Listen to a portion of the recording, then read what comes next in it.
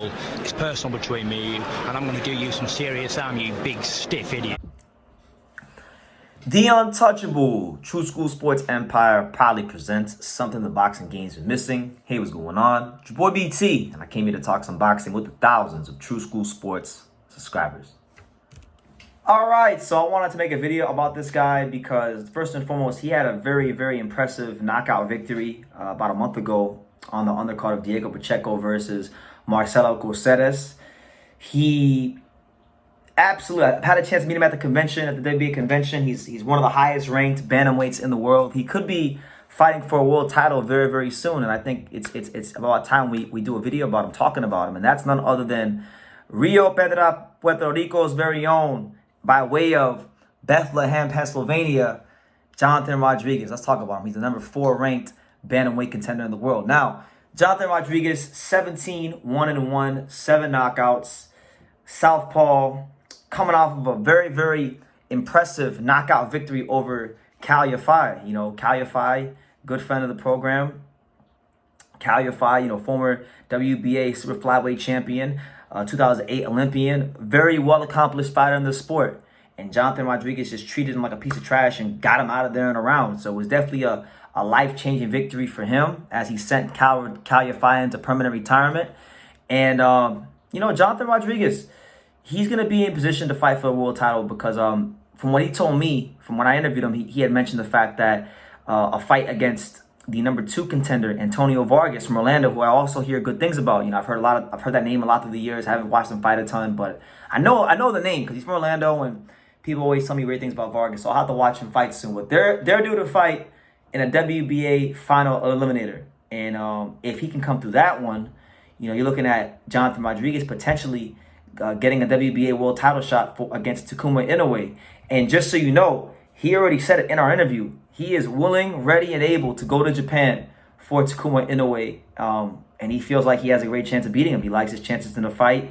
Also, if you look at just the guys ranked in and around him, if he doesn't get the Takuma Inoue fight right away, Seiya Tsutsumi, who just had one of the most exciting fights I've ever seen in my life against Anaguchi on the co-main event of the Inoue Tapales card. Jonathan Rodriguez versus Seiya Tsutsumi could be a really good fight, but as far as Rodriguez himself, he's a fighter that, when you look at his career, suffered a loss in 2020 against Manuel Flores. Manuel Flores is a good fighter. One was getting stopped by him in the 5th round of a 6-rounder. Then he wound up, beating Brian Kennedy Jr. I know who Brian Kennedy is because he's a fighter in Tampa, and I know his manager, which is Ryan Rickey. That was like Ryan Rickey's one of his first fighters. When I first knew Ryan Rickey, before Ryan Rickey had all these fighters, because Ryan Rickey's becoming a very prominent manager in boxing. He manages Lorenzo Medina, Abel Gonzalez, and a lot of really good up-and-coming young fighters. He's got a big stable of fighters he manages now. But the first guy I knew from when I met him in 2019, the first guy he managed was Brian Kennedy Jr. And Jonathan fought him earlier this year and actually pasted him in 2 rounds and won the WBC USA silver bantamweight title. And so, look, this is a guy that, I think is developing better, more later in his career. He's 24 years old. He's got a good experience level for his 24 years of age in the sport of boxing, in the pro ranks. And he sparred some good fighters. From what I gathered on his Instagram, he sparred guys like Elijah Pierce, who I just had here on the channel. Elijah Pierce, really talented fighter at 122, hard puncher, top contender. He also sparred Dylan the Real Deal Price, who's been around for a little bit of time, and haven't heard much from him in a while, so I might have to do a video on him soon. But he's getting good work. He's gotten a good experience level, and he's getting put into a big fight with Antonio Vargas for the eliminator. So look, for the people out there that are interested in the bantamweight division, if you're looking at the monster's brother Takuma Inoue and who could be a potential opponent for him, look no further than Jonathan Rodriguez. This is a guy that just retired, a former world champion and Olympian, and a 1-round demolition job. He's gonna fight an eliminator, and he seems to have a really good head on his shoulders. I've been around boxing for like 9 years now, covering it. Been a fan my whole life, but been around it 9 years, and I'm getting deeper and deeper every year into it.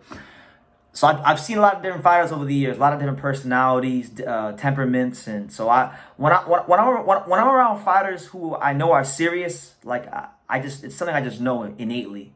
He's a serious fighter. Jonathan Rodriguez is a serious fighter. He's someone that I think could be a big factor in the bantamweight division, as not just a contender but a champion.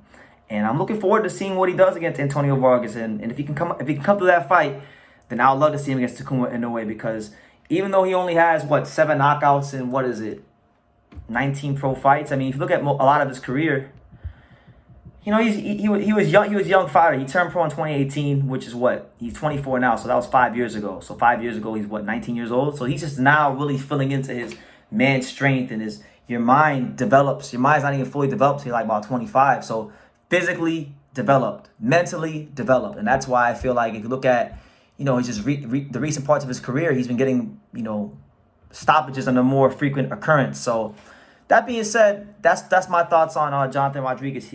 He can box well at that southpaw stance. He can definitely punch a little bit as well, even though the knockout ratio isn't the highest. I think he's a sharp puncher. And he's someone that's going to be a factor in this bantamweight division in 2024. There's no ifs about that. There's no ands. And there's definitely no buts about that. So let me know what you guys think. What do you guys think about Jonathan Rodriguez? What did you think about his performance against Kal Yafai? And how do you think he fares against the likes of Antonio Vargas in the WBA Eliminator? How do you think he fares against potentially Takuma Inoue for the WBA title? Because if he beats Vargas, that's probably who he's going to fight next after that. So let me know what you guys think in the comments down below. Make sure you guys take the time to subscribe. And like I say in every single one of these videos, you can love me or you can hate me. But I'm just a kid from Dang. So until next time, take care, guys. Thank you for watching another video on the untouchable True School Sports Empire. For more great boxing content just like this video, click right here and make sure you subscribe. Much love from sunny South Florida.